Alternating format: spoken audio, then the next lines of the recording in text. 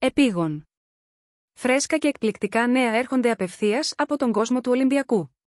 Μείνετε συντονισμένοι για να ανακαλύψετε τα νέα που θα αγγίξουν τις καρδιές των φιλάθλων της ελληνικής ομάδας. ΑΣ πάμε στα νέα. Ο Ζωάο Καρβάλιο ανακοίνωσε την αποχώρησή του από την ομάδα του Ολυμπιακού στο τέλος της φετινής σεζόν.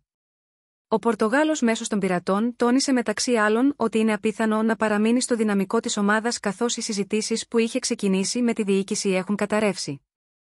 Παράλληλα, εξέφρασε την επιθυμία να ανακαλύψει νέα πρωταθλήματα και να κάνει το επόμενο βήμα στην καριέρα του. Ο Καρβάλιο μίλησε στην εφημερίδα Bola. Για το μέλλον του στον Ολυμπιακό, δεν ξέρω τι θα γίνει. Υπήρξαν κάποιες συζητήσεις, οι οποίες σταμάτησαν και μετά ξεκίνησαν ξανά. Δουλεύω καθημερινά ώστε ο Ολυμπιακός να είναι ικανοποιημένος από την απόδοσή μου και μετά θα δούμε μέχρι το τέλος του τη σεζόν. Θέλω επίσης να δώσω περισσότερο ένα βήμα, ανακαλύπτοντας νέα πρωταθλήματα, νομίζω ότι είναι σημαντικό.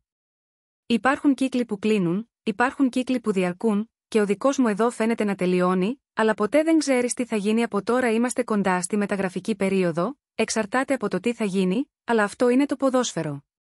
Μου αρέσει επίσης να ψάχνω για άλλες προκλήσεις, δεν μου αρέσει να νιώθω άνετα.